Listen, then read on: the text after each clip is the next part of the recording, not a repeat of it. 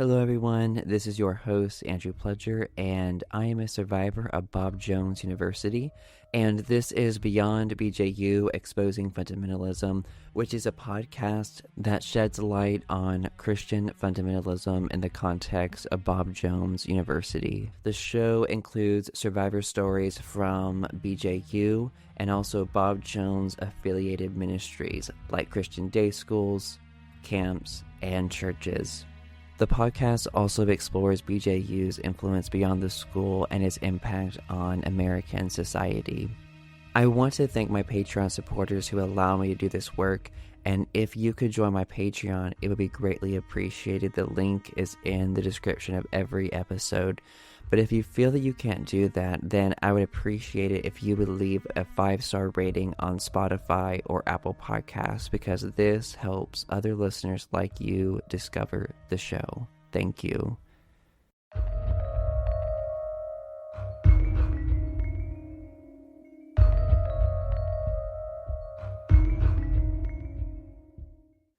Hello, everyone. I cannot tell you how excited today I am to have on my friend Rebekah Knauf. How are you doing today? I'm good. How are you? I am doing good. I am so happy we're doing this. I know Me we met too. this year through someone Mhm. that we know, and that's all I'll say. And glad we connected and have just become friends since then. And I know we've talked through your story and just having fun together in coffee shops in Yeah, Greenville. it's been fantastic.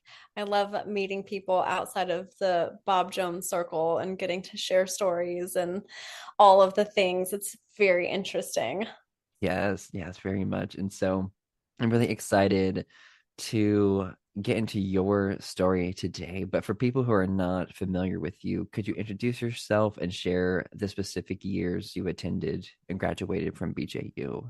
Yes. So again, Becca Knopf. I'm originally from California. And so I ended up moving out to South Carolina because of my time at Bob Jones.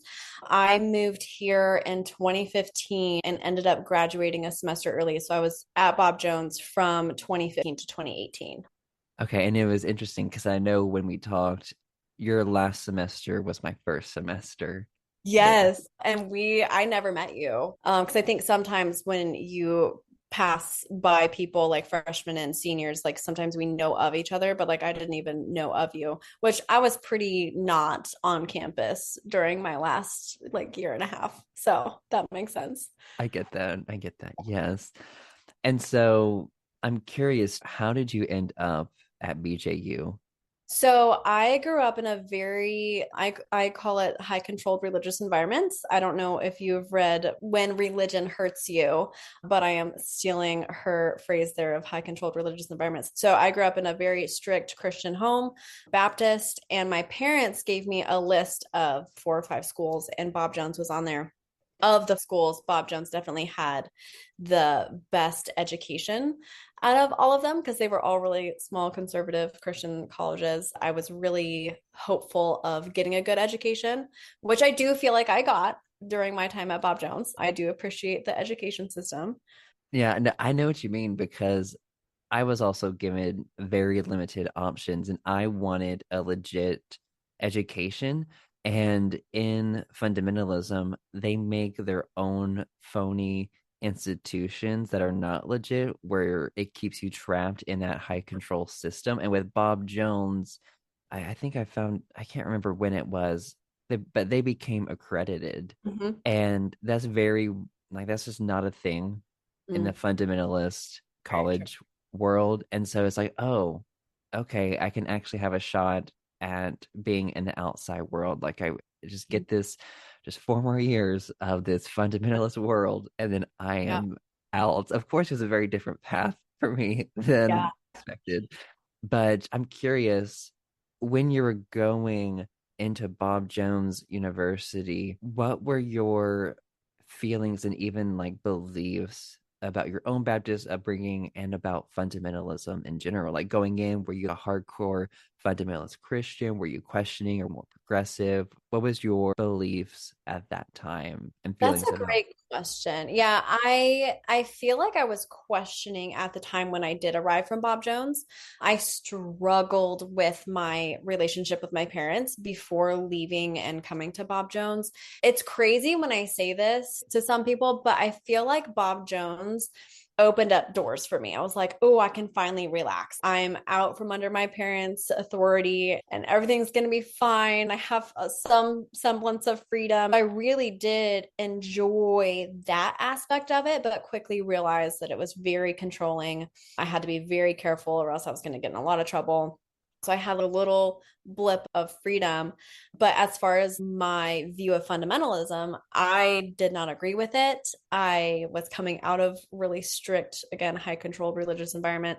So I was already on the edge of, ooh, there's a lot here that I don't agree with. So here you are starting to feel a little bit of freedom, which Mhm. is funny because I felt that way at the beginning too. But then, of course, you discover the other controlling elements of Bob Jones. Because they don't present it in a controlling way. They're like, oh, we're so happy to have you. Oh, it's this bright, shiny, wonderful thing. And we love Jesus, and you're going to love Jesus too, just the way that we tell you. And you kind of miss that at the beginning when you first get there.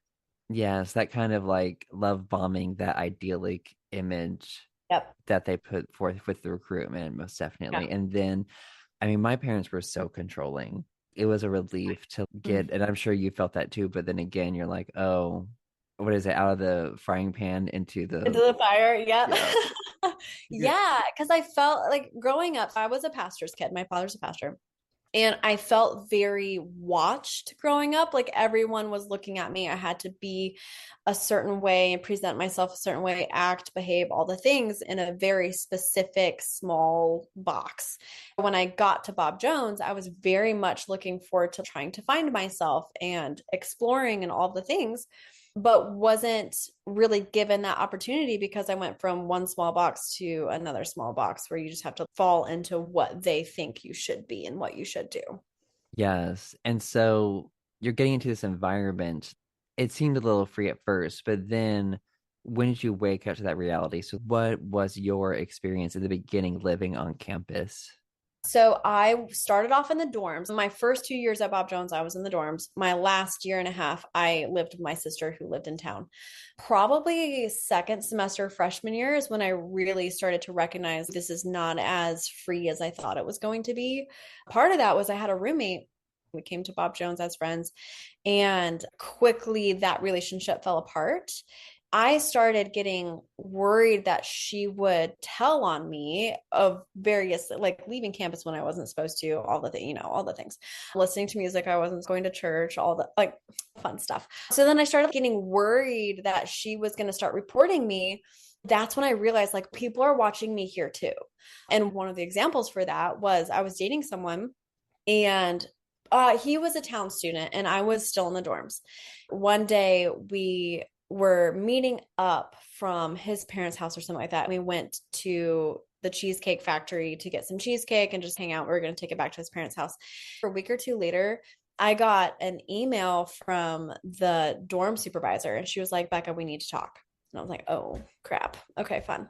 So I went in there and she was like, I know what you've been doing. And there were so many things that I was doing at the time. So I was like, I have no idea what you're talking about. And she was like, oh, yeah, you do. I know what you did. And I was like, I swear, I don't know what you're referring to. Can you share with me what's going on?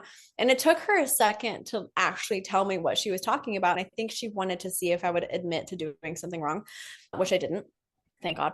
And she was like, well, someone saw you and your boyfriend at the mall. And I was like, I haven't been to the mall this semester. I don't know what you're referring to. And she wouldn't let it go. I put two and two together that Cheesecake Factory equals mall because I was not super familiar with the area. My boyfriend did not get called in at all. He did not get in trouble. I ended up getting several demerits and had to lie my way out of that situation. And it just feeling like somebody's watching you at all times was a very big part of the Bob Jones culture. Yeah, the snitching culture they have in place just fills you with so much anxiety. I remember I was followed off campus a couple of times, Mhm. knowing that I knew of at least. Other times, don't Yeah. know. And like that's the thing. And it Yeah. is, it's all about that control. And oh, gosh, and like the students who do all this snitching and the different boches, like they love it. Yeah. Well, they get Like rewarded. they do They get get rewarded. they Not, get the praise from the college. yeah. They get the safety of them being the people that are turning people in. And so if they do something wrong, they're already in good graces with the higher ups at Bob Jones. So they get something from it. Oh yes, not money, but yes, those psychological benefits Yeah. most definitely. And like I feel like they're the ones that the torch is passed down to, and they get those higher positions. And they're like, "Oh, one day I'll get paid to do this, and I cannot Yes. wait." And they do. There are people that I went to school with that are still at Bob Jones on staff. And it's just fascinating to me. Yeah. And so another aspect I know that is such a struggle for women is the dress code. So I know that's something you want to dig into with the dress code, the Yeah. infractions and inspections and different Yeah. things. Yeah. I loathe the dress code very much because it's subjective to a degree. And I think seeing other girls and what they would wear and what other people would get in trouble for, it was very discriminatory on body type. Larger built girls would get in trouble more often because their bodies were bigger. And that's just, it would make me so angry to see that. And I'm a very small person. Like I was tiny, and I will get into the mental health aspect, but I struggled with anorexia while I was at Bob Jones. So I was very thin, but I would get in trouble for my skirt length. And the time that stands out to me more than any other time was I had on a skirt. I had like three skirts that I would just rotate through during my entire time at Bob Jones because I didn't want to spend money on clothes that I was never going to wear again. And I had a male teacher pull me aside and he was like, "Hey, your skirt is too short." And I was very confused and I said, "No, it's not. I've been wearing this often. This is an appropriate skirt length." And he made me kneel in front of him because if your knees are on the ground and your skirt touches the floor, then it's an appropriate length. And I don't know if this was the practice of multiple people at Bob Jones or not, but this male teacher made me kneel in front of him in his office to check the length of my skirt. And it was more, I was mortified. If I knew what I know now, I would never have done that. But I didn't know. I was 18 at the time. So here I am, this young girl kneeling in front of a male teacher to check my skirt length. So that I had a big issue with for sure. That's just that's gross. So gross. Oh my gosh. And like you said, you were in his office. He like pulled me into his office after a class. I had a guest on season one who talked about, I can't remember if they had to kneel or not, but they said they saw the dress inspection as sexual harassment. They said that. And I was like, I'm like, oh my gosh, like I would have never thought of it that way. Because we were being objectified. We were our bodies were being looked at to see how our clothes laid on our bodies. And I remember when they split up the guys and the girls at the beginning of each year to do dress code and rules for like guys and girls, whatever. I remember when they did that, I asked one of my guy friends about their talk and what that was like, and hardly any of it had to do with dress code. And that really bothered me because the majority of that session specifically was talking about how we need to be modest as women and how men can't control themselves and how they can't help if you're wearing a tight skirt. They're going to want to look at your butt and they're going to want to look up your skirt and like all of these things that were being presented to us. And again, back to that fear-based mindset of Bob Jones. It was like, hey, if you don't dress in a certain way, then you're going to cause other people to sin and you're going to be the reason why guys look at you inappropriately because your clothes don't fit right. And really, they were just saying you have to wear two sizes too big to make sure that no one can see that you have legs, because heaven forbid. I know that was a joke at Bob Jones that women don't have legs. Mm-hmm. They're not supposed Yep. to have legs. And I was on the Collegian, the school newspaper, as a photographer and then photo editor, which was such a pain because the board that was over us always griped. It was always something about a woman Oh, this woman's butt is too big in this picture. Oh, this skirt is too Yeah. short. Oh, these soccer uniforms. Oh, we don't like that, even though they've been approved by the university. It's just, yeah. And I think what you were just saying about the blame men, like that is shown in the Grace report with Mhm. all the victims that were assaulted, how they were blamed and shamed and asked what they were wearing, what they did, and just that there's so many like issues in that world and even like contradictions. And one of the things as I got out was they acted like, oh, if you just pray hard enough, everything is in your control, you can be perfect. And I'm like, okay, well, why can't these guys just pray and not lust? And why do we have to put it on the woman then? Because that's Oh, not talked about. That side of no. things is not talked about. You can pray away everything except for sexual desires as a man towards a woman. And see, that was the interesting thing is because Pettit, oh my gosh, I guess it was a semester when a lot of people were fucking, and there was just this like really harsh sermon trying to get everyone to not be horny anymore. And Uh-huh. here's like the contradiction is, him talking about you can overcome sexual desire, but yet we still have these beliefs and teachings in the culture that are contradictory that, oh, it's a woman's fault still. So I was like, okay, what are we doing here? A crazy story that I have about the lack of responsibility put on men, let's put it that way. So I went during my time at Bob Jones, I think for just my first year, if I'm remembering correctly, I went to Faith Baptist Church in Taylor's, and there was a talk that was being done. I don't remember all of it, but this man stood up who was on staff to talk about his experience with another woman during a church service. So this man stands up in front of the congregation and talks about his experience with a lady in the church. And so he, in his righteousness, I am totally judging him on this one, stands up and he's talking about how he was sitting behind a woman that he knew in the church service. And he was in the back, the service was going on. They stood up to sing, and he noticed that her skirt was tight on her butt. And he starts talking about how he couldn't control his thoughts and how this woman was causing his thoughts to go all over the place, and that her skirt was so tight on her butt. And all I could think about was that, as he's sitting next to his wife, mind you. And he says, I was so tempted by the devil and all these things that I had to leave the service. And all the people in the congregation were like, amen, amen. Yep, yep. And I'm thinking, you just admitted to over 1,000 people that you have zero self control, that you are lusting over a woman that you know and have zero respect for her personhood. And all you can see is her body and how her skirt hugs her butt. That's disgusting to me. That's so gross.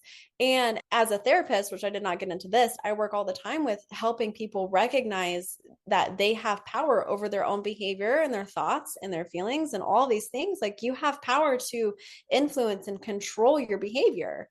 And for him, he was so off put by this woman's body that he couldn't even manage his thoughts, and he left. And it was praised, and oh, this person's so great, so good. And I'm thinking, ooh, that's disgusting. Why are we celebrating that? Yeah, and when that service was over, did you talk to anyone about it? No, I didn't. That was back during my in and out scooting through services days where I did not talk to anybody. I know what you mean. I did that too. Mhm. Oh my gosh. So yeah, this was Faith Baptist in Taylor, South Yep. Carolina. Yep. Yeah. Okay.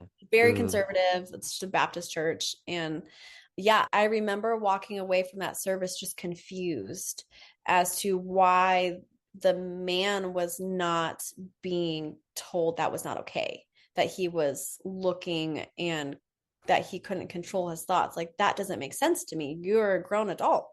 You can control your thoughts. You can't necessarily control what comes in, but you control what you do with them. And instead of shifting his focus of attention, he just stayed focused on her butt because he has no self control.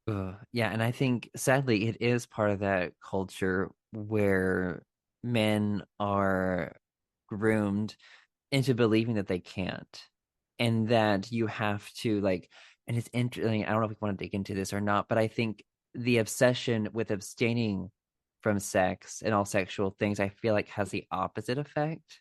Yep, yep. Okay, do And you that's want to? proven.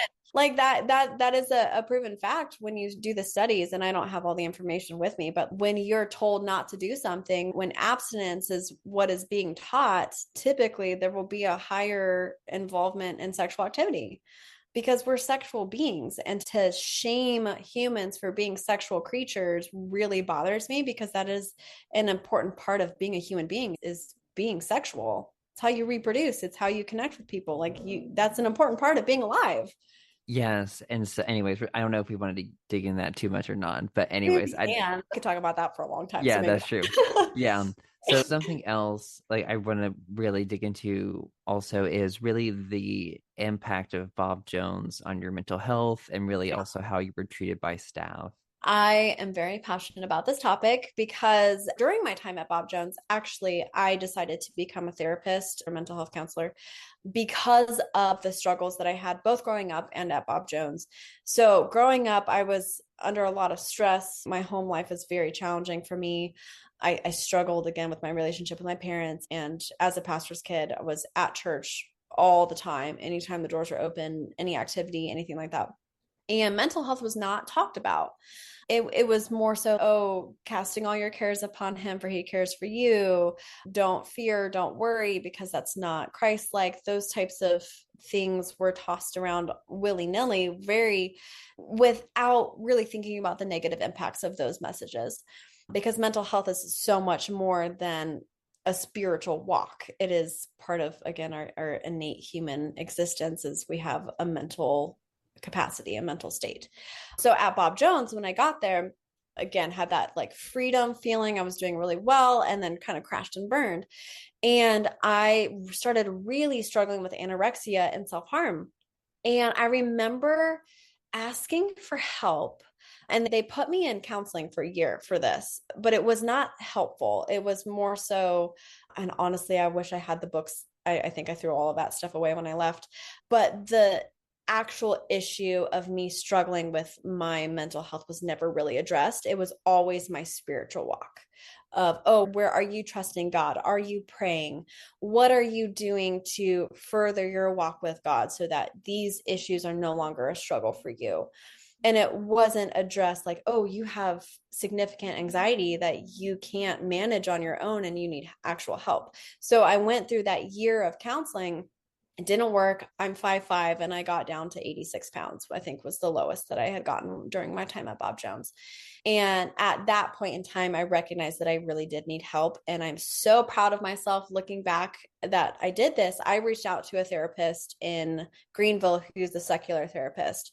And Andrew, this man saved my life. I adore him. I still see him today. He's fantastic.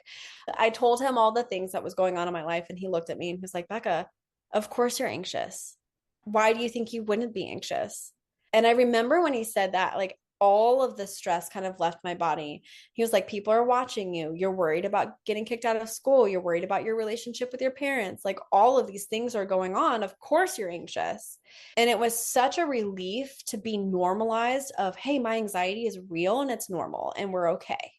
And from that point on, I worked for, I think, 2 years with him, with my therapist, until I left Bob Jones, and then I stopped seeing him for a while.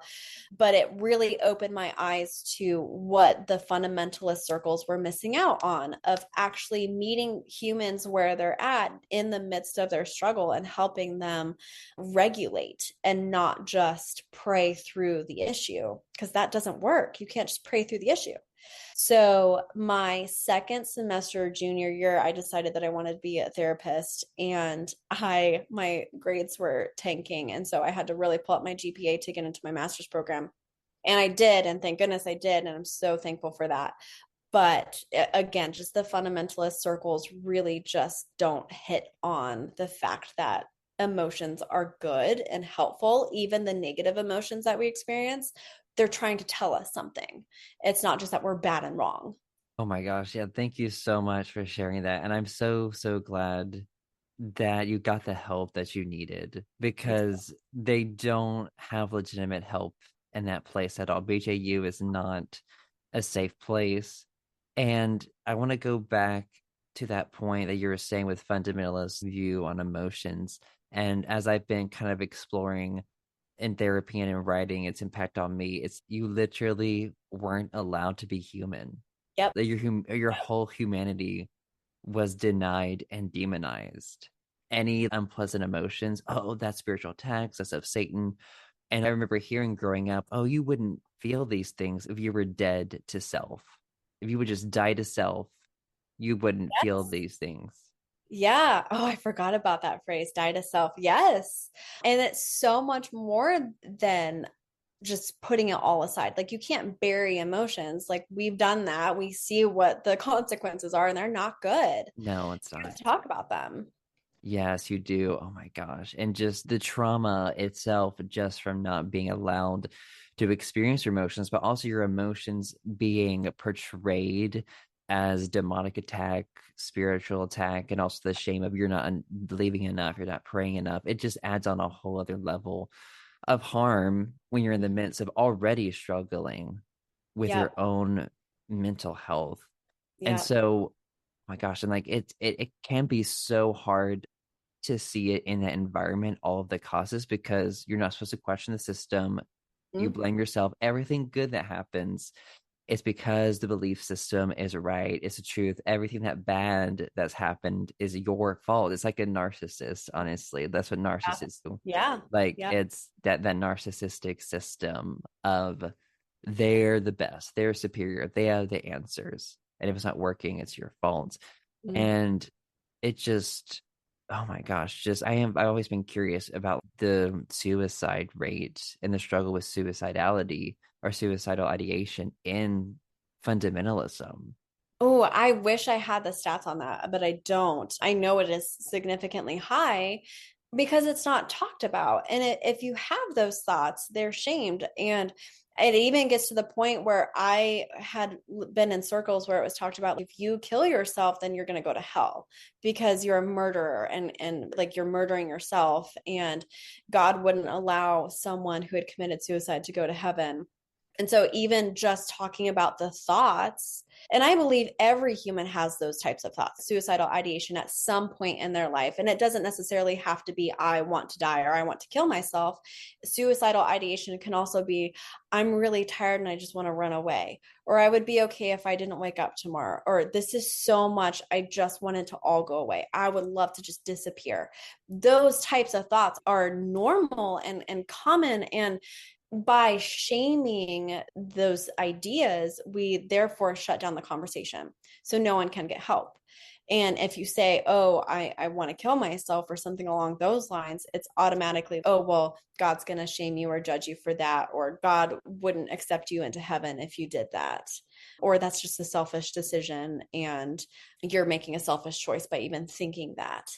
And it breaks my heart, honestly, because it's so much I'm getting emotional about it, because if we can just open up the conversation and talk about it, we're not alone. If you're having those thoughts, you're not alone. Yeah. You just have to figure out how to work through them, and the emotions behind them are not bad or wrong. You just have to learn how to work with them.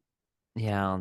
Yes. And like you're not giving any kind of tools in that environment to even deal with it. It was Those verses, just you would be given verses verses to verses rest pray. in. Oh my gosh, because it's been interesting because I've been going through my old therapy journals and just looking back of like when I got out of Bob Jones and went to therapy, and just been kind of like listening to things like, oh, I'm grateful for, or things in my life that are better after getting out. And it's like, oh, I can actually feel my emotions, I can express them, and I can explore them and understand them and don't have to be afraid of them. Well, I mean, one of the struggles for me in therapy was even like accessing those. Like there were like so many Mhm. walls that like were put up around them because not allowed to feel them, the fear of them, not being able to control them if they come out, and then slowly exploring that. But I'm curious, with your journey, what was that like for you? What did that make you realize about Bob Jones and fundamentalism as you began to get better with therapy? It showed me that they're just missing the mark. They're missing the connection behind human beings. Because by making it a spiritual issue, therefore, you're no longer connecting with the person you're talking to. It's now about your relationship with God, not your relationship with your fellow humans.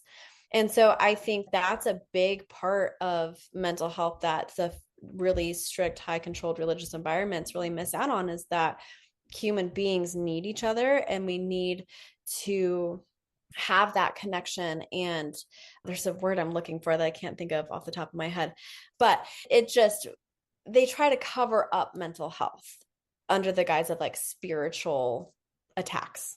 Yeah, and I think it's interesting that you come to connection because we had a long conversation how we're Yes. both interested in connection and in how we both see that connection is the key to healing. And I think Dr. Laura Anderson, she talks about that in her book, When Religion Hurts You. And I think I remember us talking about how high control religion or cults or whatever you want to call it, it disconnects you from yourself, from your Yes. thoughts, feelings, emotions, your own body, Mhm. and which therefore disconnects you from the people around you, and you're just kind of like this disassociated self, like you have this fragmented self that is being And indoctrinated to yeah, do these things, and you're and just that's where they want you to be, yeah. because then you'll follow along with what they tell you. If you're disconnected from yourself and connected to the fear and to the control aspect of things, you'll do what they say. Yes, most definitely. And that's one of the things with cults and high control religions is one of the parts of it is they purposely attack, like it's all about it attacking the self, getting rid of anything that is you. It's demonized, and they're putting in what they are calling holy or Yep. righteous. And, in getting to that healing is learning to connect and discover yourself, connect with your body, be present. Honestly, I did not start to really come out of disassociation until this year. Like after nearly 3 years of therapy, like I Yep. finally have come out of disassociation. Like it's been Because you were amazing. raised in it. You were raised to be dissociated, Oh, as was I. I remember when I first started recognizing the fact that my emotions are connected to my body. When I get overwhelmed and stressed, I struggle to eat. And that's because the anxiety emotions are all around the gut. And so when I was feeling anxious, I thought, oh, I have a stomach ache, or oh, like I'm just nauseous, like it's a physical thing. And I didn't make the connection of, oh, my emotions affect my body and how it responds to food. And so it took me a long time to figure that one out. Thankfully, again, through therapy. And I can't even tell you how many people I work with that don't even know that their emotions can be felt in the body. It's wild. it is. And that is something I've been talking to my therapist too, because we've been mainly doing talk therapy. And I Mhm. told him, I'm like, I need to do, and I am looking into somatic therapy to kind of Yep. just to release that. And this is something I think a lot of people don't realize is, and like, I know this is, people say this a lot because of the book, but the body does keep the score. And you can develop chronic illnesses because you're not able to release that trauma or to release those emotions from your body because they're trapped. And Mhm. that's a whole other area with people, Yeah. trauma survivors later on in life getting diagnosed with different chronic. Autoimmune diseases are really high number in trauma survivors. Mhm. Most definitely. And was there anything else you wanted to dig in with the mental health aspect? If you're struggling with your mental health, contact a therapist. Church is great on some degrees, some capacities, but I think they really do miss the mark when it comes to mental health and working through that. So that's the last I will say of that. Gotcha. No, I wanted to leave the floor open because I know you're. I mean, we're both passionate about that, but I know that's one of your things you love. Yeah. So I know when we got together and talked, you also had experiences at two religious camps, and then one of the experiences at these camp, which actually was at a well-known person, the Bob Jones Circle, which we'll get into in a second. But one of these camps that you worked at was Wolf Mountain. Can you Mhm. share your experiences at this camp? And then also, Yes, what organization is Wolf Mountain connected to? I know that they're connected to Ironwood, which is Oh, another Christian camp in California. Ironwood is in Death Valley, California, and they sent people over to Wolf Mountain. I don't remember how that happened, but they sent some people over to open another camp in California. okay, interesting. Yeah, 'cause someone online had shared a lot with me about Ironwood, and that's a whole other area. Oh my gosh. But yeah, so I know you attended Wolf Mountain as a Mm. camper. So whatever experiences as a camper, we'll start there. whatever you're comfortable sharing. Honestly, I don't remember a whole lot of being a camper there. I ended up working there for a summer, and I think a lot more things have come from that. Well, okay, I have some things I could speak on with being a camper. I remember being in a really weird, abusive relationship with a guy at my church growing up and telling my counselor about it. And the counselors are so unequipped for these types of issues because I remember telling her, like, hey, I'm really afraid of this situation. And she just kind of looked at me and she was like, wow, that sounds like really crazy. Have you told anybody about it? And left it at that and didn't really have anything else to say. You're like, I'm telling you right now, you dumb bitch. Yes. I was so confused and I was just like, oh, okay. And I felt, and this is a pattern throughout all fundamentalism that I've experienced anyway, personally, of just shame. I felt so much shame with the fact that I was being coerced in this relationship. And the fact that she was like, oh, well, you shouldn't really be doing that. It was like, well, duh, I don't want to be doing those things. Like, that's why I'm telling you about it because I don't know what to do.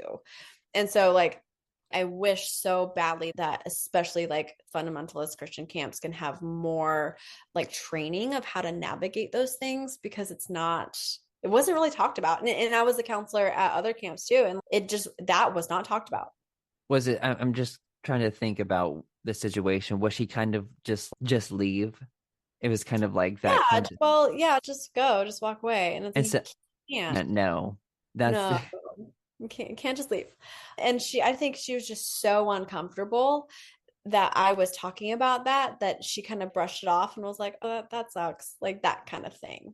It's just unfortunate. I think just having more equipped of how to navigate like domestic violence and self-harm, mental health, those types of things, it's just not talked about.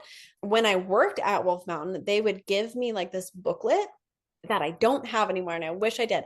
But any problem that would come up that a camper would bring, so let's say like suicidal ideation, something like that, you would flip through this booklet and it would have a list of verses on what to give them to read.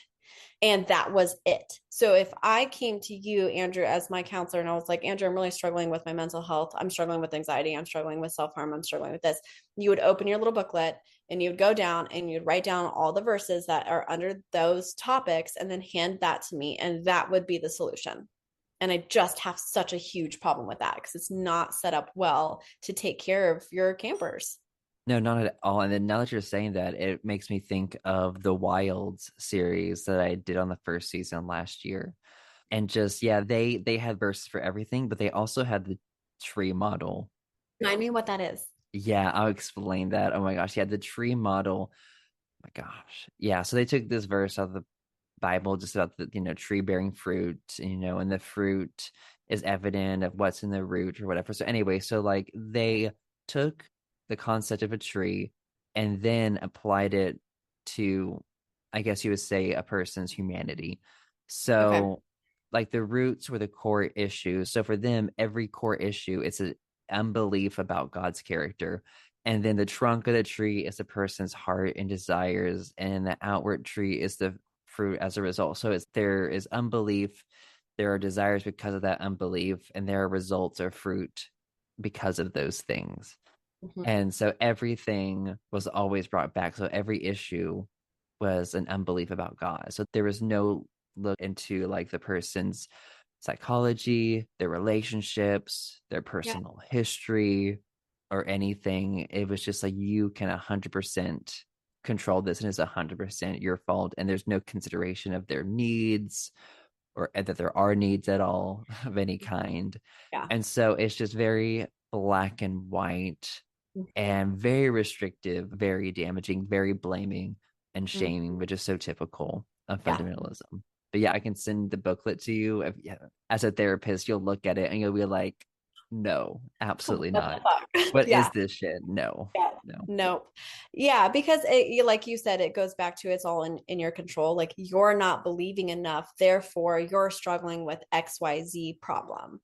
And that is not how mental health works at all. Yeah, and like it is interesting because I remember, I know we're going to dig into this in another episode, but what changed into his image that by Jim Berg. But something that is interesting, it was like if you can like have this attitude or come to this place where your circumstances don't affect you at all, you can Mhm. get to a place. And so when I read that, they're taking that very black and white extreme stance. And I'm like, okay, well, what about women in abusive relationships? You think they can just like have an attitude where that them being beat by their husband, them being verbally abused in so many different ways, they can just have an attitude where that doesn't impact them?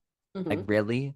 I can tell you, leaving Bob Jones, leaving that environment helped my mental health a lot. Did it heal me? No, but it set me on a path to heal. Yeah. Yep. Yep. Absolutely. So, Yep. anyways, there's that little spiel on that.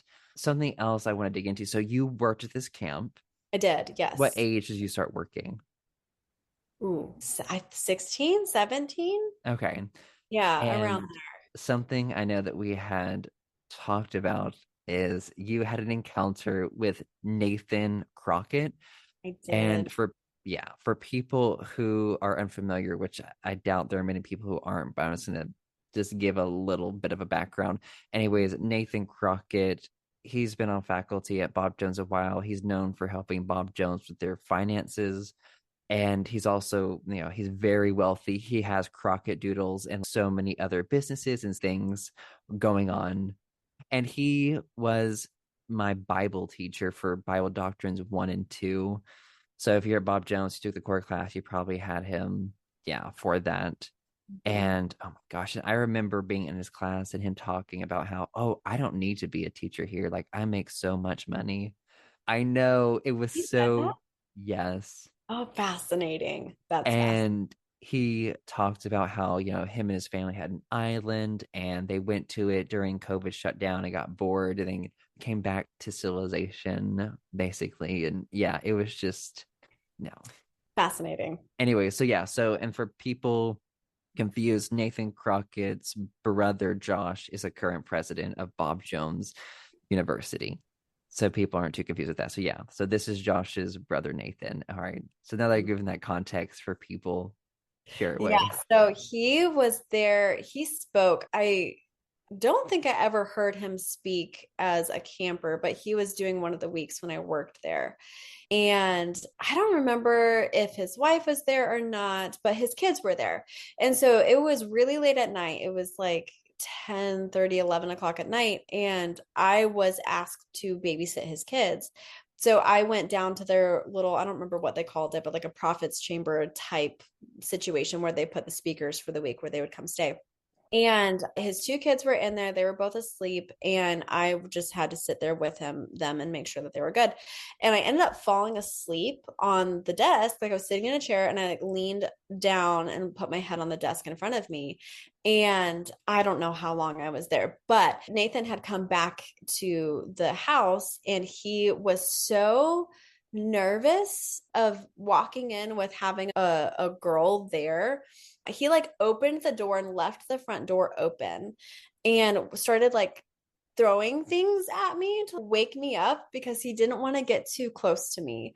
And I like woke up and was very disoriented and didn't really know what was going on. And I was like, oh, I'm so sorry. What's going on? And he was so awkward about it, and he wouldn't look at me in the face and was just, oh, I'm back, so like you need to go, you need to leave right now. And I was like, oh, okay, sorry. And I remember feeling like I was doing something wrong by being there helping him watching his kids because it was an automatic, you need to leave right now because I'm back. And just the awkwardness of it. And I remember walking away from that encounter just feeling so much shame. Ooh, I think I did something wrong. I think I'm really bad because he asked me to leave right away and it was very awkward and he wouldn't look at me. And I was like, oh, I think I did something wrong. And again, that goes back to that fundamentalist, many fundamentalist aspects of their belief system is just shame. And it was just a very odd encounter and it was very weird. And I remember seeing him when I went to Bob Jones and I was like, oh my word, that's that guy. That was super weird. And I just had a good laugh about it. But just the idea of him being so afraid of the look of having a girl watching his kids, babysitting his kids, and that it would be such a bad thing if somebody were to walk in and see him waking me up and thanking me and ushering me to the door. It was so fear-based because he didn't want it to look bad. And I felt bad because of that. Yeah, it's giving Mike Pence vibes. Yes, yes. Yeah, because like he talks a lot about I will never be alone in a room with a woman Yeah. ever. And that's how I grew up. There was so much fear around men and women being in the same room together. And that just was emulated in this situation of, ooh, I'm bad because I'm in this room babysitting these kids for this man. Oh my gosh. Yeah, I'm sorry you dealt with that. What are some of your takes or some more of your takes looking back on that now? Just that it doesn't have to be that way. I was doing nothing wrong by falling asleep because it was like almost midnight by the time he came back, or even later. And I was doing him a favor. Like I was helping you watching your kids while you were off doing whatever it was that he was doing. And it just doesn't have to be that way. I'm gonna always come back to that of we were not doing anything wrong. As somebody walked in the building, like, okay, I just woke up and I was leaving. And just that the shame again, just being lathered on about that situation. It's unfortunate. Yeah, and I know that is something we're going to dig into later with women and fundamentalism, but I'm curious about how you were treated by staff at this camp. There were several instances where I would quote unquote get in trouble with the other male counselors at the camp. And it goes back to very similar to the situation at Cheesecake Factory at Bob Jones. I would always get talked to of I'm distracting the other counselors at camp, or I'm too much this or too much that. And the men never got talked to.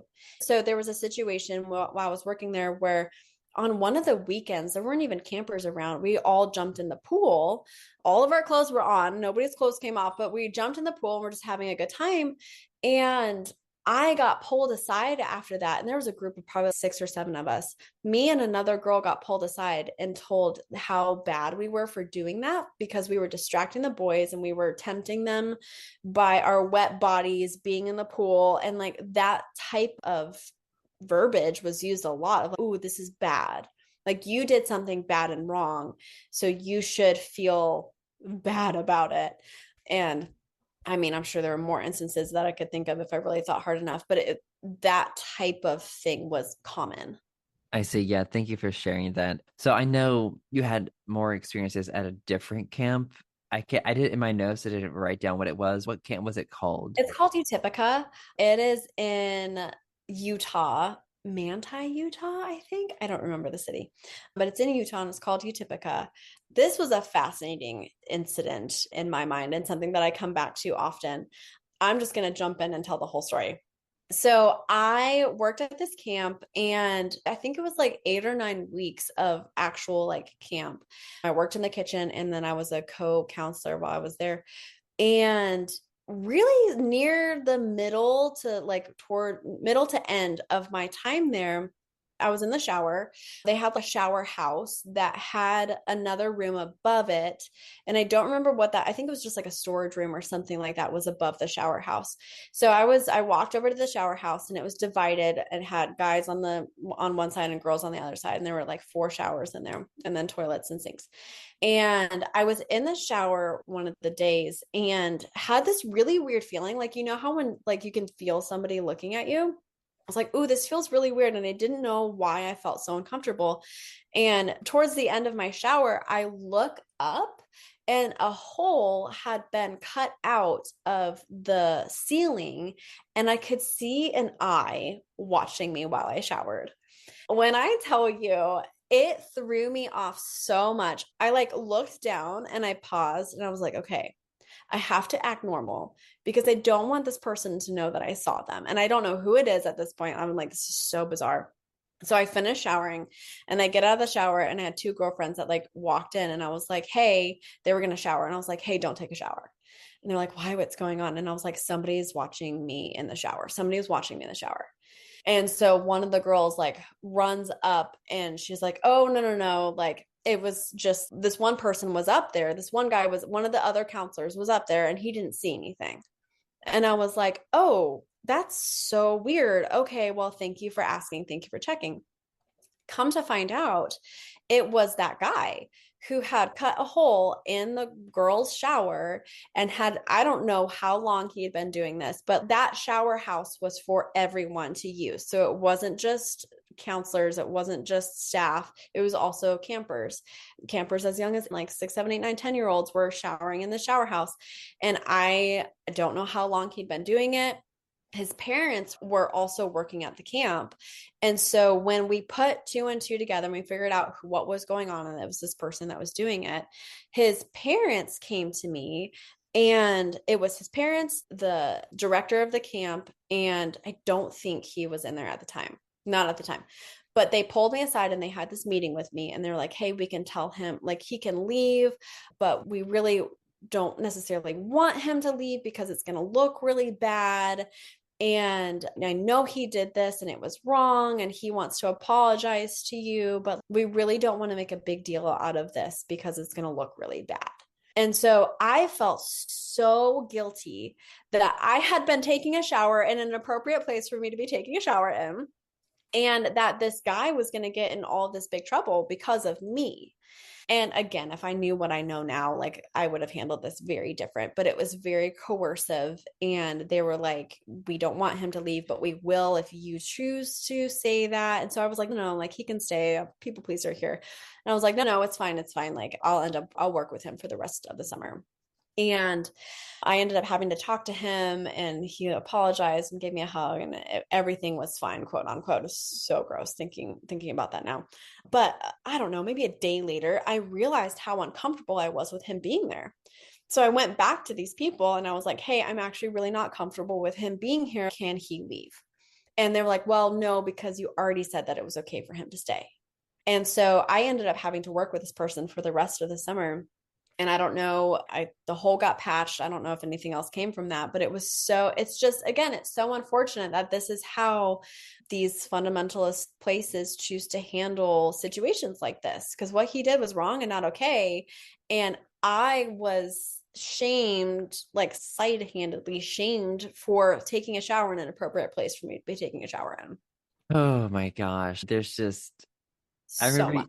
I remember you telling me, and I know you're not gonna say his name, but once you told me his name and I looked him up, I actually went to college with him. I didn't know him super well, but I had seen him around campus. And so anyways, it's just that's a whole I other. remember seeing him at Bob Jones. I had not seen him since that camp, since that situation. And I did not know that he was even there. And I was walking on the sidewalk and he passed by me and I lost my shit. I couldn't breathe. I was having a panic attack. Like I couldn't even regulate myself because of that whole situation. It was very, again, it's just so unfortunate. That's how they chose to handle it, because it doesn't have to be like that. Victim No, shaming. exactly. Yeah. And shame is such a common tool of control in fundamentalism because with shame, it puts it on the victim. The Yeah. perpetrator is whatever. They don't deal with that shit at all. They don't care. Yeah. No, they They don't do care. not care. And that is why I think, I'm really glad that survivors had come forward in various religious environments because it's so difficult, like with the Grace Report, because these environments shame you and like they gaslight you, they manipulate you, they make you think that you are the problem because they don't want you to see the reality of things. And like another thing is, anger is another thing that's demonized in fundamentalism. And this is something I learned as I got out is, when you're angry, you've realized that you've been wronged. You're going to advocate for yourself. But if you suppress that anger and that anger is shame, you can't experience that. You're not going to advocate for yourself Yeah. at all. No. And you're just going to shove those things away. And oh yeah, I'm so sorry. It doesn't surprise me, but it's just so common in these environments. But Just but it is so disappointing, and it's like when there's so much evidence and you're like there's because usually they try to like, oh, we don't know enough, or oh, we don't, but this was a very clear yeah. cut Yep. situation, all the evidence, everything. And like you had mentioned, like kids were showering Yep. in there. Like little girls were showering in there. And I'm sure, again, I don't have any evidence about this, but I'm sure that I was not the first person that he was watching in the shower. I'm just the person that caught him. And so it just really gives me the heebie jeebies to think about all of the other people that he could possibly have been looking at. Yes. And then just the trauma response that you had from seeing him.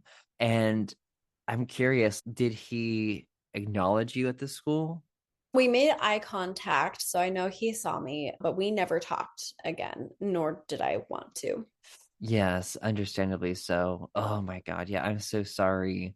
Yeah, that happened. Yeah, again, it's just I hope that this can be a call for just people to be better. I don't want to throw the baby out with the bathwater and say that all religion is like bad and horrible, but they can do better and they need to do better. The system is set up specifically to protect men. Like men can get Yes. away Yep. with anything and everything in that environment. There's a film, I haven't seen it yet, but like I've seen a trailer for it. It's called For Our Daughters, a Haven't. 30 something minute like film that's on YouTube. It's about specifically just abuse in this, I think, Southern Baptist convention or just Baptist churches. Yeah. And like they were showing, and we're seeing some clip of this pastor getting up and admitting, but of course they framed it in such a way that hid the reality of the situation. So it was like, they usually frame it as an affair, Mhm. or this person messed up, slipped up, or this girl tempted them. So this pastor gets up and is, oh yes, I had an affair with this girl and blah blah blah. And it turns out they were a minor, and then the church is clapping for him for admitting to this. Yeah. And he's being restored in the church, and it's like, oh no, that was a crime. Yeah. Is he not being prosecuted or being reported or anything? And it's just the reality of it is covered up, and a lot of people sadly go along with it. Mhm. And anyways, I They're think for told. me, yeah, It's because they're told to. Sorry, go yeah. ahead. No, it's all good. And for me, I think any kind of organization that is authoritarian, Mhm. and that and again, any institution that puts beliefs and doctrines over the safety and well-being of people, there's Yep. always going to be harm coming Yep. out of that in so many different areas. But as we're talking about that, I think the last question that I had was, and I think we have touched on this throughout this episode, but I think it would be kind of a good like synopsis or like overview of what you think. But the question is, based on your experiences, how do you think fundamentalism views and treats women? hmm I feel so strongly about this. I actually just finished a book called She Deserves Better by Sheila, and I don't remember her last name, but 10 out of 10 recommend reading this book. It talks about how girls are raised in fundamentalist Christian environments to really be blamed for the things that either have happened to them or the struggles that men have. For me, growing up, it was always like, so I had two older sisters, so there were three girls in my home, and our bodies were shamed from a very young age. One of my first memories, or an early memory, was I think around 9 or 10. We were all made to wear like Spanx, like sucker uppers, like to hold our bodies in place. And I hadn't even gone through puberty yet. But it was the fact that, oh, I have curves and I have like hips and my butt is getting bigger. And so my mom would put us in like Spanx to keep everything from jiggling around, because she was like, well, if you can see it moving, whatever, boobs, butt, whatever it is, then men are going to stumble or men are going to be tempted at your bodies. And that type of message was taught all growing up, of it is your responsibility to make sure that men don't lust after you. You need to be modest. And I believe the modesty that's talked about in the Bible is not clothing. It is about an attitude, a modest attitude, not a modest appearance.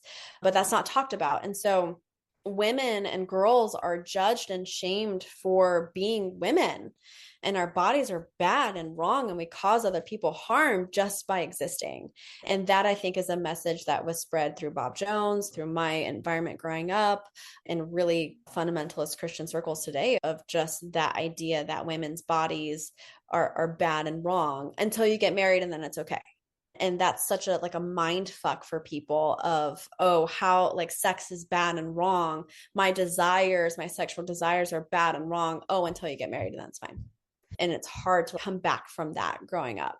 Yeah, and I'm so glad that you came on the show today and shared your experiences in fundamentalism and how it impacted your mental health. And it's just so great to see you thriving now and using those experiences in mental health to help others.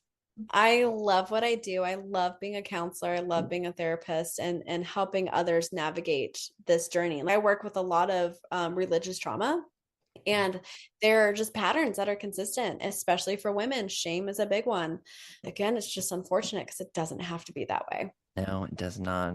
But yeah, thank you so much Oh, for you're coming on the welcome. show Thank today. you. I appreciate you. Oh, I appreciate you too. I'm so glad we've connected and become friends and we could Too. work out this interview. Me too. Me too.